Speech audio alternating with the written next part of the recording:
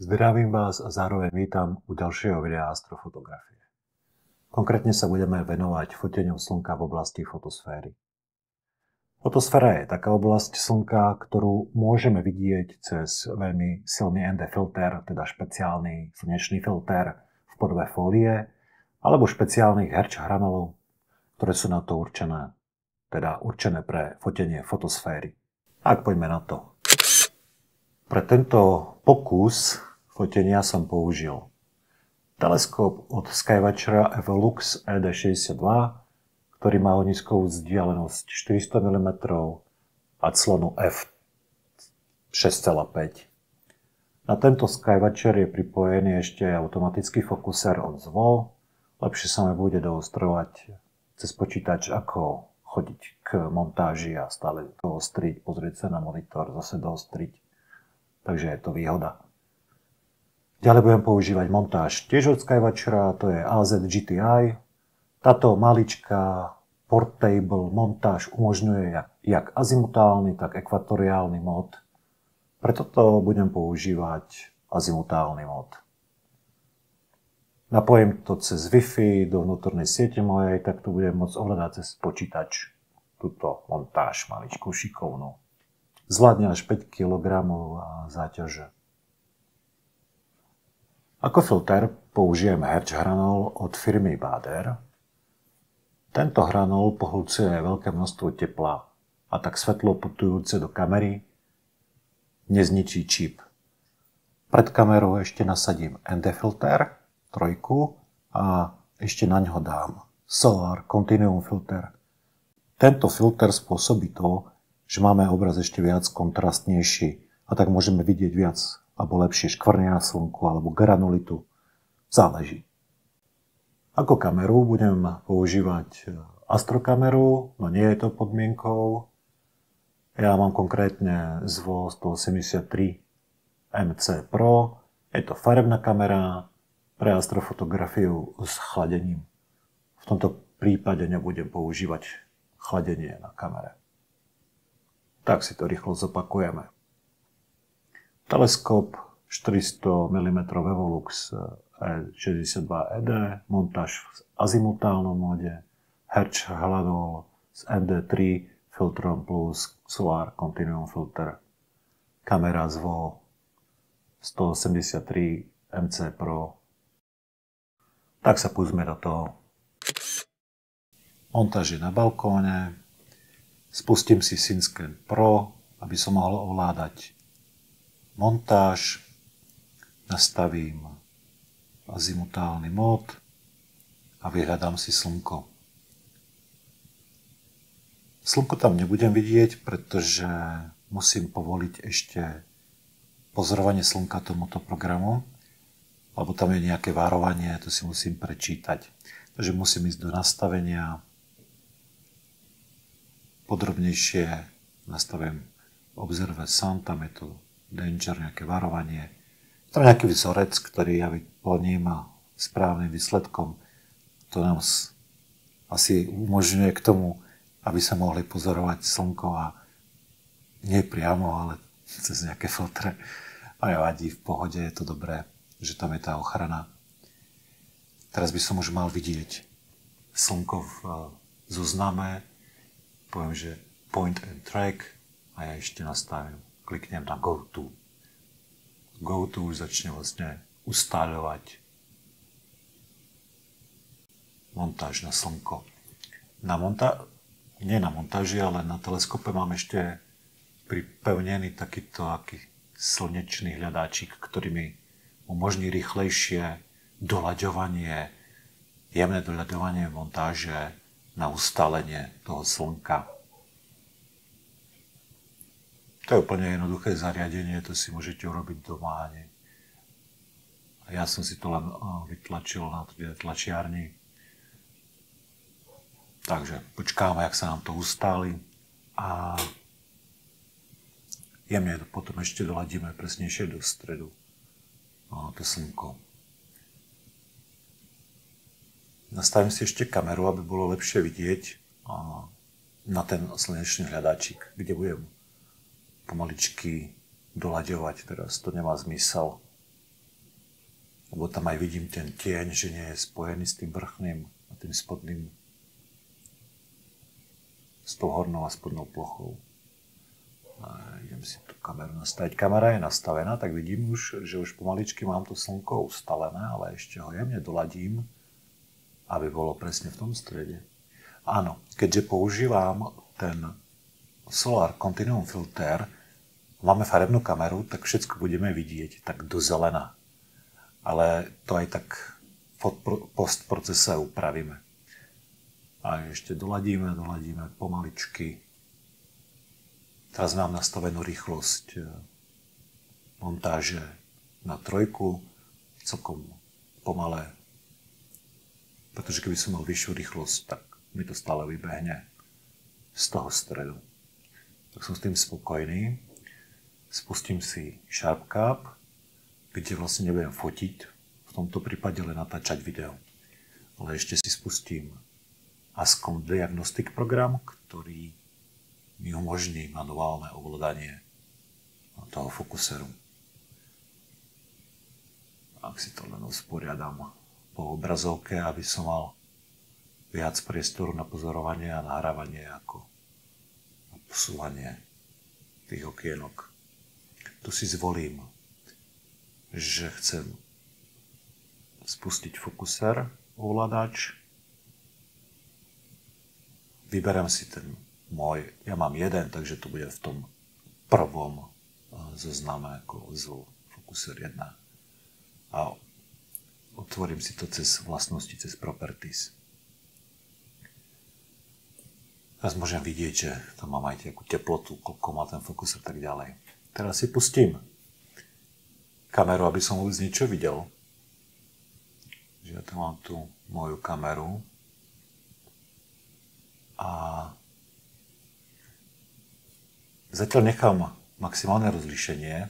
RAW 16 nechám stále, ale maximálne rozlíšenie, aby som si mohol to slnko ešte nájsť a doladiť presne. Nechám gain jednotku, či gain mám 110, to nechám defaultne. Ale binning nechám jedničku. Expozičný čas si trošku vytuním, aby to bolo viac prepálené, a tak si to rýchlejšie nájdem cez tie šipky toho ovládača. No, teraz to už mám.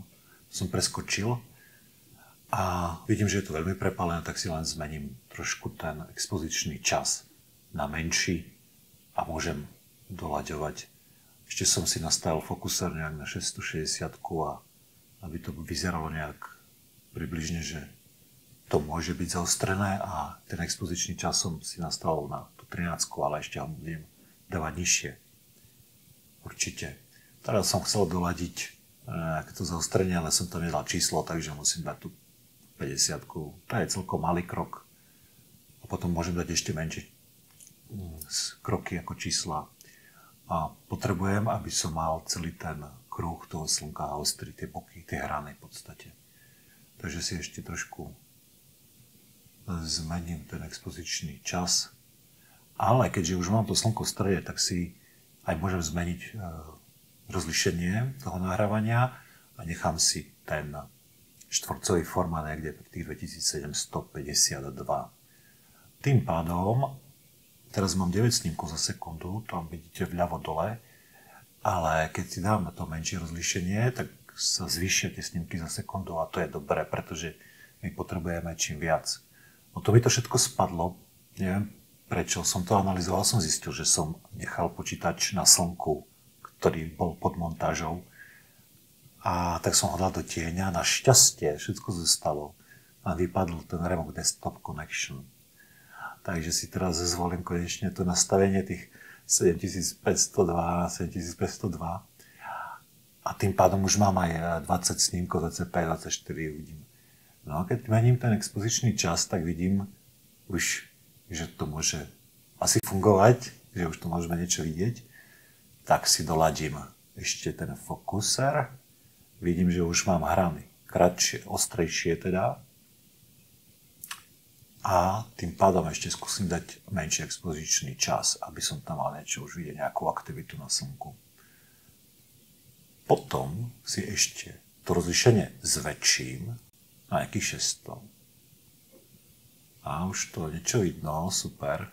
Áno, už vidno nejaké škvrny. Paráda. Tak si to len doladím. No, teraz si to doostrím tak, že si zmením to rozlišenie na nejakých 600 aj čo. Posuniem si tú areu of interest, čo tam je. Presne tam, kde je nejaká škvrna. A potom tými menšími krokmi to doladím. Tak, nejak. Tak to stačí. Tam si zvolím teraz 10 a posúvam sa viac hore, dole. A ja toto aj skipnem a preskočím. Teraz to mám nejak doladené. Super. A vrátim si na ten štvorcový formát. Môžem si zase posunúť tú areu alebo priamo tú montáž. Vidím, že mám už tých 19 snímkov. Vždy lepšie ako 9. Ja to potom ešte vyskúšam na menšom formáte, budem mať tie dve videá. Som si zvolil 2 ešte rýchlosť na tom ovládači a posúvam, aby mi to neubehlo z monitora preč, aby som to zase slnko hľadal. A jemne doladím. A v tomto prípade budem natáčať video, ktoré bude mať 3000 snímkov.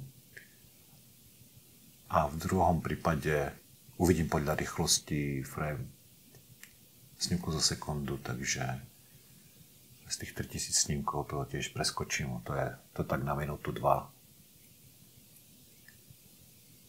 A hornej lište sa nám ukázalo, že máme uložené video. Teraz vyskúšam ešte druhé video, ktoré bude mať ešte menšie rozlišenie. Pozerám, porovnáme 19 snímkov. Teraz si zvolím tiež nejaký štvorcový formát, 1830 niečo. Doladím si slnečko na stred. Pozerám, že tam mám 42 snímkov, tak nám postačí kľudne tých 2000 snímkov video. Ešte si zvolím, aby to nebolo v adresári Capture, ale v adresári Sun. Takže sú tu nejaké templatey defaultné, tak ja si zvolím Sun a ešte sa to môžeme rozširovať. Teda. Nevadí, tak poďme. Potvrdím, 2000 snímkov nám bude stačiť. Tak, keď sa nám to všetko uloží, tak začneme vlastne tieto videá vyvolávať. Každé jedno video bude mať rovnaký postprocessing, stačí nám ukázať len na tom jednom videu. Video je uložené, ak vidím, aj tam hore už je v tej lište napísané Sun. Len môžeme sa pustiť do postprocesingu. Prvý krok, ktorý si spravíme, je, že skonvertujeme tento video súbor do monochromatického videa, pretože máme farebnú kameru, máme tam filter, je tam ten zelený nádych toho slnka a na to používam program PIP. Normálne si napíšete PIPP, download a on vám nájde tú stránku a ty sa stiahnete. Tak ja si ho spustím. Nebudem podrobne ukazovať, čo ten program dokáže, ale je to veľmi pekný program, čo sa týka funkcií a možností. Ja si teraz takto len stiahnem tento súbor do toho programu. Potvrdím, že chcem debajerovať výstup, aby som videl ten výsledok. A čo ďalšiu možnosť mám, že si tu zvolím v tých options optimalizáciách Solar a Lunar Full Disk. Ja si ho nechcem zvoliť, pretože on si tam nastavuje všelijaké možné veci. Pre mňa je dôležité, aby som išiel do Processing Options a zvolil si konvertovať Color to Monochrome. A hneď prvú možnosť vyberiem, pretože chcem aj R, G aj B kanál uložiť do videa. Potom pôjdem do outputu a tu si vyberem ten SR súborový formát, pretože video má 16 bitov a tento podporuje 16 bitov. Pre istotu si len pozriem, čo to všetko nastaví. Takže ja si dám Solar a Lunar Full Disk a všetko, čo je zeleným, tak to vyznačené, čo tu nie je nič, tak to on nastavil tú optimalizáciu. Tak vidím, že to konvertovanie máme nastavené. Toto tu ani nepotrebujem. Tu si odškrtnem a ani cropping nepotrebujem. To si tiež odškrtnem.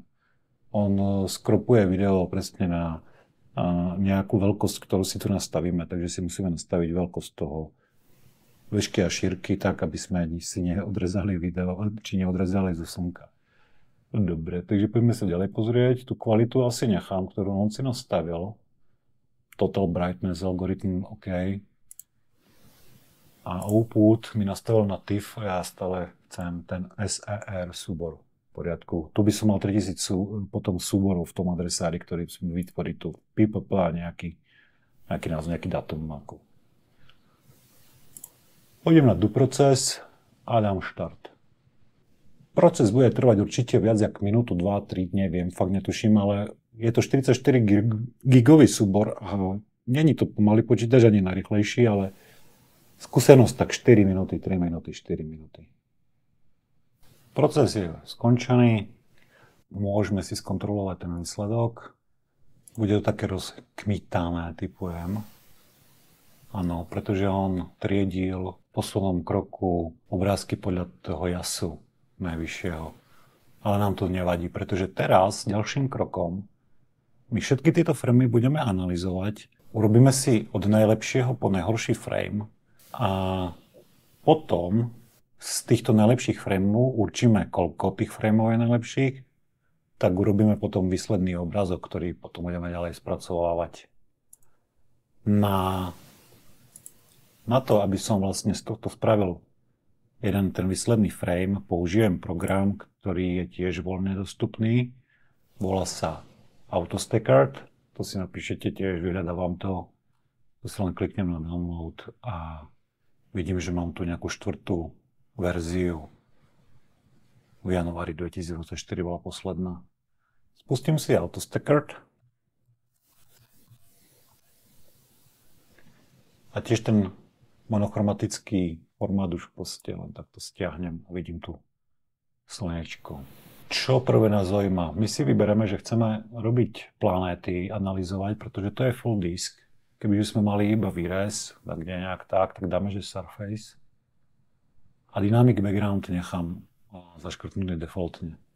Pokiaľ by sme sa chceli hrať aj s signal noise ratio hodnotou, tak to môžeme nastaviť, ale v tomto prípade to nie je príliš zašumené video, takže to necháme automatik. A takisto aj analýzu nechám automatickú. Spustím analýzu. On teraz prechádza všetky snímky a ukáže nám výsledný graf, kde uvidíme, ako zanalizoval tie výsledky a ohodnotí ich určitým skore, teda kvalitou. Táto analýza, aj keď je to 44 gigové video, vôbec nie je nejak dlhá. Ak vidíme, že v tomto grafe na ose X môžeme vidieť takú zelenú krivku, ktorá určuje, koľko snímkov je ako kvalitných. Na ose Y máme percentá. Hore sú 100%, dole máme 0%, v strede máme 50%. Ak si môžem pozrieť, takže vlastne napríklad snímky, ktoré sú kvalitné od 100 do 50, to je tu, pretože tu máme 7, a tu máme 25%, 25%, 25, 25, takže 50% je približne viac ako 50%. Poviem, že chcem len 25% týchto snímkov analyzovať a z toho urobiť výsledný statický súbor, obrázok teda. A tu si zvolím 25%. Pokiaľ by som ešte chcel porovnať 50, tak si môžem rovno vygenerovať dve obrázky, takže tu dám 50 a on mi vlastne automaticky uloží 25% a 50% kvality. A v tomto prípade ja tu zruším, tam tú nulu. Tu si ešte zvolím, že chcem tento obrázok dávať do TIFFu a môžem ísť na analýzu. Toto tu nechávam defaultne nastavené, to nepotrebujem nastavovať teraz, pretože tu budeme robiť ručne v poslednom kroku alebo predposlednom kroku. Drizzle takisto nechávam vypnutý, pretože tu nemám nejaké hviezdy a tak ďalej, takže je to v poriadku. No lenže ten stack nemám aktívny. Ja najprv musím ešte určiť tzv. Anchor pointy tohto frameu, ktorý som tu si zvolil, takže ja si kľudne môžem ísť na začiatok, alebo tu si zvolím niekde ten najlepší. takto snímok a on mi ho tu ukáže, ktorý to je. A tu môžeme nastaviť buď manuálne, alebo ja to nechávam automaticky. A tu je veľkosť tohto štverečka, toho jedného pointu, ktorý analyzujeme. A ja nechávam teraz tú 104, alebo tu si môžeme ešte manuálne vyklikať veľkosť. A to nedávam blízko hrán na detekciu, pretože tu máme celkom pekný, solidný kruh, lenže kebyže sme mali slnko v hydrogen alfa nejakým špeciálnym filtrom, tak tu máme nejaké ako také tie prominence, tak to ešte môžeme dať aj blízko hrán. Replace znamená len to, že keď sa nám prvá ako analýza tých anchor pointov nebude páčiť, tak vlastne automaticky, keď zmeníme tieto štverečky, tak on to vymaže a urobí nové. A multiscale znamená to, že on nie len to 104x104 urobí tie štverečky, ale ešte aj zväčšie a trošku menšie nejakým algoritmom. Nechám defaultne teraz tú 104 a on si teraz nastavil tie červené budičky, to sú práve tie jednotlivé stredy tých štverečkov, ktoré sú ako body, ktoré on bude stekovať a takto vlastne bude analyzovať daný frame a tým pádom urobí z toho ten výsledný TIFF, ktorý som si tu zvolil. Ja pre istotu dám ešte 32, ste videli. Toto fakt neodporúčam. Čím menšia, tým viac bodov kvôli tomu, že pokiaľ som toto skúšal, tak vznikali tam také efekty ako hrány, ako mozaiky a takéto nejaké všelijaké zvláštne artefakty, ktoré som zistil, že to je týmto. Takže ja si vlastne môžem kľudne dať aj 200, lenže to keď pozriem, tak tých bodov je nie až tak moc. No kľudne to môže zafungovať, ale nechávam tých 104. Áno. Tu je to, máme to hotové s tými 200, takže ten optimálny je pre mňa teraz 104. Mean brightness znamená to, že on ešte môže detekovať niekde, napríklad pri tejto hráne, že tam je napríklad niečo, keby bola ako svetelnosť nejak približne 20-15%, tak on tých 15% ešte začne ako analyzovať a môže tam dať ten červený puntík a ten štvereček, ale v tomto prípade to nepotrebujem nastavovať. Pokiaľ by bol fakt tento snímok veľmi tmavý, málo jasu, tak si zvolím minimálny brightness napríklad na 5.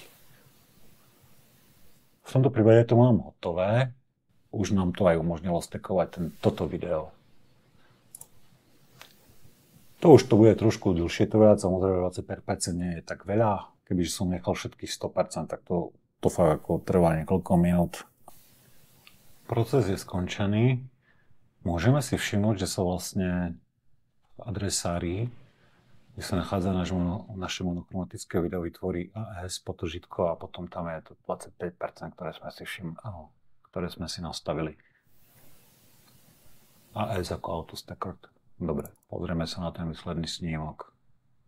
Super. No, čo teraz s týmto snímkom?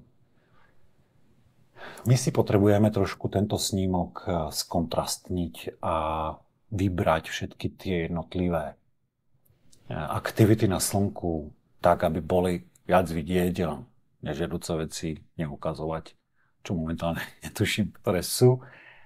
Ale na to potrebujeme program, ktorý ja používam. Je to Registex program. Si nájdete Registex a ukážem vám túto stránku, nejaká 6. Viem, že tu ešte pribudlo niečo ako Wavesharp 1.0 beta. Netuším, čo to je. Skúšal som to spustiť, neviem, jak sa to volá, neviem, čo to je, takže kľudne pôjdete na download a stiahnite si Registex poslednú verziu a zároveň ešte vám odporúčam update. Vlastne tu je tá 6.1 a toto ešte si musíte stiahnuť. To znamená, že najprv release a potom release 6.1.08. A to je update tejto verzie. Aj keď je to starý program, je to úplne dobrý program. Samozrejme, existujú veľa programov, ktoré tu môžete robiť, tie wavelety a tak ďalej. Takže toto je asi najlepší začiatok, jak začať používať wavelety. No, nainštalujete si to Registex.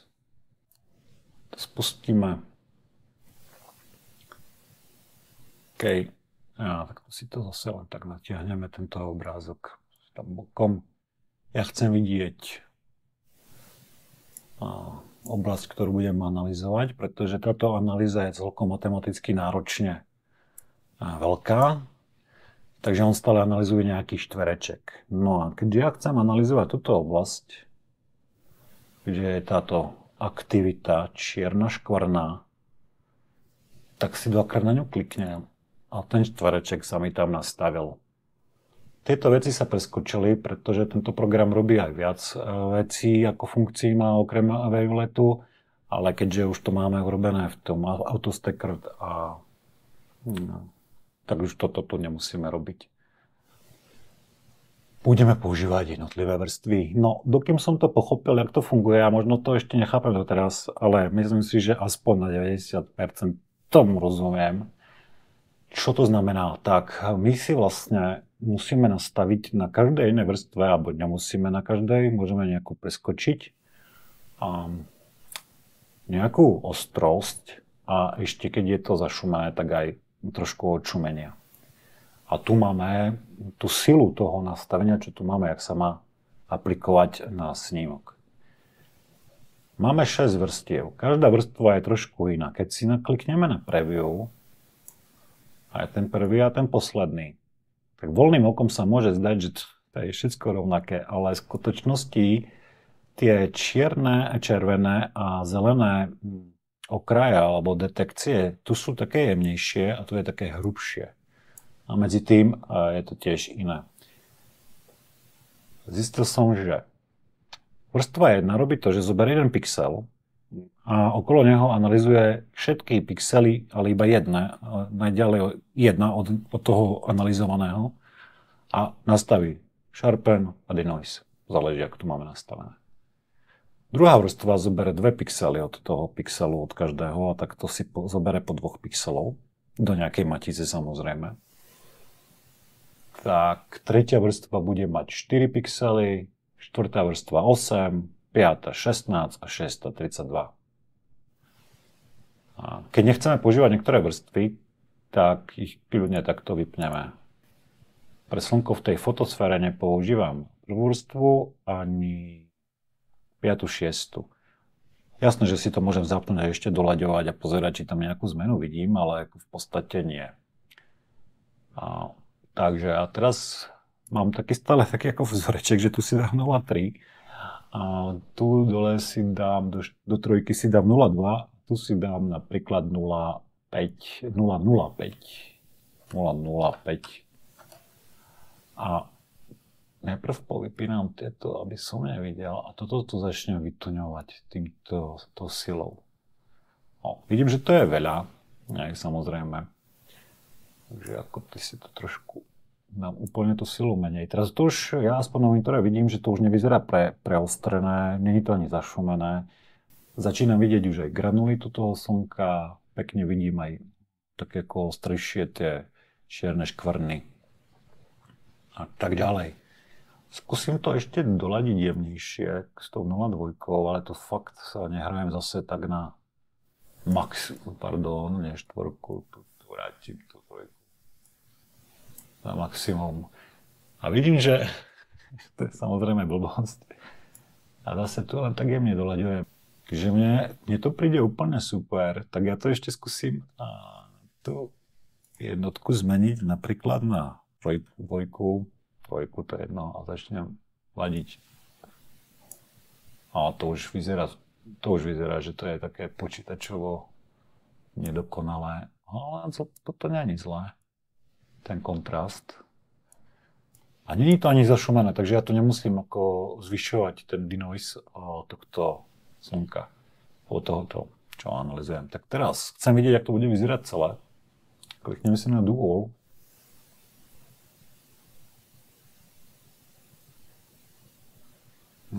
Tu mi takto vypočíta komplet celý ten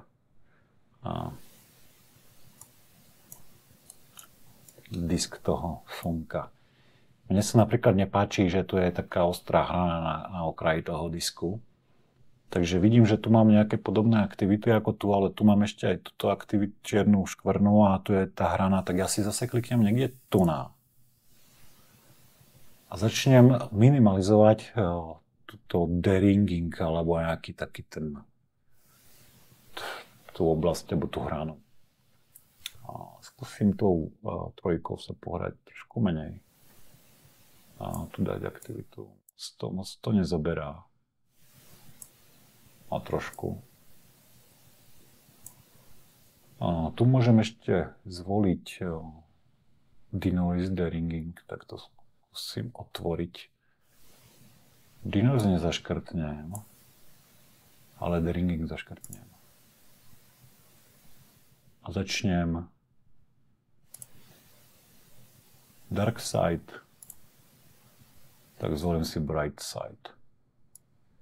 Začnem zvyšovať a už mi to zmizlo, super, takže toto tu nebudem potrebovať sa s tým hrať, ale s týmto som tým spokojný, tu si len minimalizujem, ale to je jedno, mám dosť priestoru a zamdu all. Teraz je to ako najlepšie podľa mňa, no treba sa s tým ešte hrať, pohrať, vyhrať určite. A tento proces máme skončený, tak to už len uložím. Savnem a nechám to takto a poviem, že to je Registex, žitko Registex, nejaký názov slnka.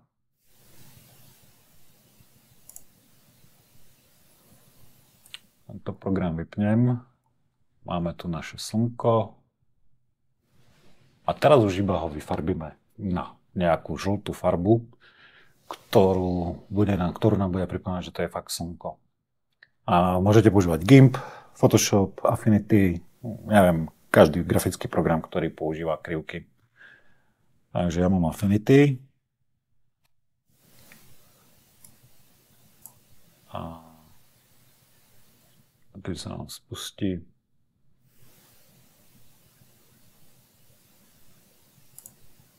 OK. Tak to stiahnem. Tu je to úplne jednoduchý proces. Tu žiadna není veľká alchymia. Samozrejme, stále je to ako umelecký zámer. Takže tu si len vytvorím nejakú krivku nad danou vrstvou. Ešte predtým si len skontrolujem, či je to RGB súbor, pretože formát teda. Pretože ak by to bol grayscale, tak by som musel prepnúť do RGB, ale vidím, že to je RGB, aby som vlastne mohol spracovať s kanálmi R, G a B v tých krivkách. Ak vidím, že tu mám už tie krivky a zvolíme si napríklad červenú krivku prvú, trošku ju musíme osieliť tu. A tu dáme zelenú a dáme ju trošku nižšie takto. A zoberiem modrú. Máme hľadať to slnko. OK, tak je to už... Ja vidím ten stred, že není taký žltý, dobre, tak si to nechám tak úplne, tu skryjem tú krivku modrú.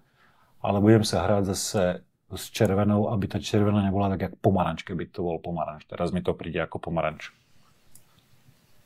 Takže, teraz je to lepšie, tak jemne vytuním, hej.